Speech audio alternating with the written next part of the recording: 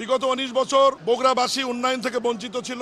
শহীদ রাষ্ট্রপতি জিয়াউর রহমানের বাড়ি, বেগম খালেদা জিয়ার বাড়ি এবং তারেক রহমানের বাড়ি বগুড়া জেলায় হওয়ার কারণে বিগত স্বৈরাচার ভোটচোর সরকার বগুড়ার নামে কোনো উন্নয়ন হতে দেয়নি। বগুড়াবাসীর জন্য আরও অনেকগুলি সুখবর রয়েছে।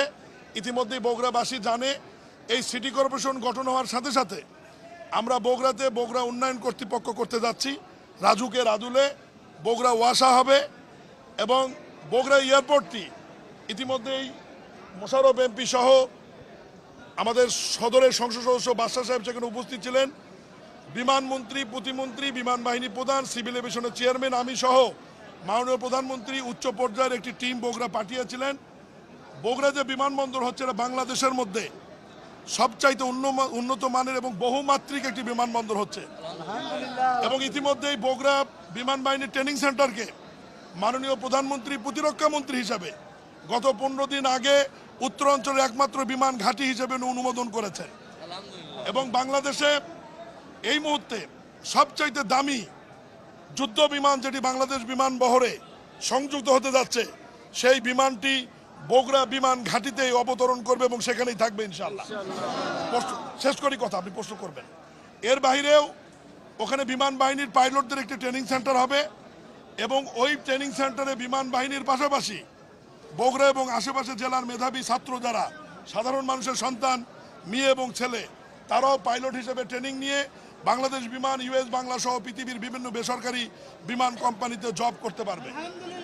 এর বাইরে সিভিল এভিয়েশনের আন্ডারে যে বিমানবন্দর হবে, সেখানে 3টি সুবিধা থাকবে। প্রথমত আভ্যন্তরীণ বিমান যোগাযোগ, দ্বিতীয়ত আন্তর্জাতিক বিমান ফ্লাইট ওখানে ওঠানামা করবে, তৃতীয়ত কার্গো বিমান ওঠানামা করবে। উত্তরাঞ্চলের আলু, সবজি, লাইটিং ইঞ্জিনের বিভিন্ন দ্রব্য সরাসরি ওই অঞ্চলের মানুষ বগুড়া থেকে এই পৃথিবীর বিভিন্ন দেশে কার্গো বিমানের মাধ্যমে রপ্তানি করতে পারবে। এই জন্যে ওখানে যে জমির প্রয়োজন হবে, সেটা অধিগ্রহণ এবং ফিজিবিলিটি স্টাডির কাজ শুরু হয়েছে। আগামী বছরের জানুয়ারি ফেব্রুয়ারি থেকে এই কার্যক্রমের আপনার দৃশ্যমান অগ্রগতি দেখতে পারবেন। এর বাইরে বগুড়াবাসী দীর্ঘদিন একটি দাবি ছিল ফুটবল স্টেডিয়াম। এটি আন্তর্জাতিক ফুটবল স্টেডিয়ামের জন্য যুব ও ক্রীড়া মন্ত্রণালয় তারা কাজ শুরু করেছেন। বগুড়া 3 মাথা এলাকায় এই আন্তর্জাতিক ফুটবল স্টেডিয়াম হবে। মাননীয় প্রধানমন্ত্রী তার জনসভায় আরও একটি দাবির কথা উল্লেখ করেছিলেন, সেটা হচ্ছে বগুড়া বিশ্ববিদ্যালয়। বগুড়া বিশ্ববিদ্যালয় একটি বহুমাত্রিক বিশ্ববিদ্যালয় হিসাবে আবির্ভূত হতে যাচ্ছে এবং আইন সংশোধন করা হয়েছে। ওই কমিটিতে আমি সভাপতি ছিলাম।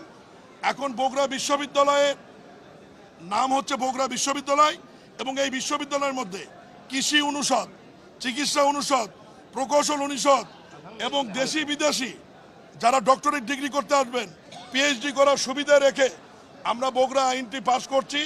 আগামী পার্লামেন্টে সম্ভবত এটি আইন আকারে পাশ হলেই বগুড়া বিশ্ববিদ্যালয়ের যে সীমিত কার্যক্রম, এটি বৃহৎ আকারে শুরু হবে ইনশাল্লাহ। আমি বগুড়াবাসীকে, সকল এমপিদেরকে নিয়ে শুধু এইটুকু বলতে চাই, আপনাদের সন্তান মাননীয় প্রধানমন্ত্রী জনাব তারেক রহমানের প্রতি আপনারা আস্থা রাখবেন। 19 বছরের যে বঞ্চনা এবং বঞ্চিত রয়েছে বগুড়াবাসী, এটি ইনশাল্লাহ আগামী 1 বছরের মধ্যেই বৃহৎ কিছু কাজের মাধ্যমে সব কিছু দৃশ্যমান হবে এবং এর বাইরেও বগুড়ার যে 6টি আসন রয়েছে, 6টি আসনেরও ব্যাপক কাজ হবে। রাস্তাঘাট, ব্রিজ, কালভার্ট, স্কুল, কলেজ, একটু সময় দিতে হবে। আমাদের সরকারের মেয়াদ কেবল 90 দিন। আমরা অবশ্যই অধৈর্য হয়ে গেছি, কারণ যেহেতু 19 বছর বগুড়াবাসী কিছু পায়নি। তবে ধৈর্য ধরুন।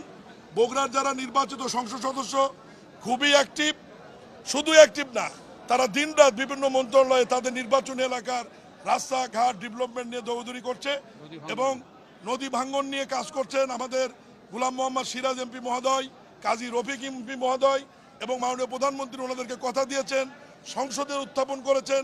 এ ব্যাপারেও কাজ চলছে, একটু সময় দিতে হবে। এবং বগুড়ার সিটি কর্পোরেশনের প্রশাসক নিয়োগের সাথে সাথে বগুড়ার গুরুত্বপূর্ণ বিষয়গুলি নিষ্পত্তি করার জন্য আমরা গতকালই বগুড়া সিটি কর্পোরেশনের জন্য 25 কোটি টাকা বরাদ্দ দিয়েছি ইনশাআল্লাহ এবং নতুন নতুন প্রকল্প নেওয়া হবে। বগুড়ার প্রশাসককে আমরা মন্ত্রণালয় থেকে নির্দেশনা দিয়েছি যে বগুড়া যানজট নিরসনের জন্য ওভারপাস, ফ্লাইওভার এবং বগুড়ার ডেভেলপমেন্টের জন্য যত প্রকল্প গ্রহণ করা দরকার সিটি কর্পোরেশনের সমস্ত প্রকল্প গ্রহণ করার জন্য ওনাকে আমরা গতকালই মাননীয় মন্ত্রী এবং আমি আলাদাভাবে নির্দেশনা দিয়েছি। এর বাইরেও বগুড়া শহরকে আমাদের সমস্ত এমপিদের ইচ্ছা, মাননীয় প্রধানমন্ত্রীকে আমরা বলেছি যে বিভাগীয় শহর যদি করা নাও হয়, অন্ততপক্ষে বগুড়া সিটি কর্পোরেশন এলাকা যেন মেট্রোপলিটন পুলিশের আওতায় আনা হয়, এ ব্যাপারেও প্রক্রিয়া চলছে।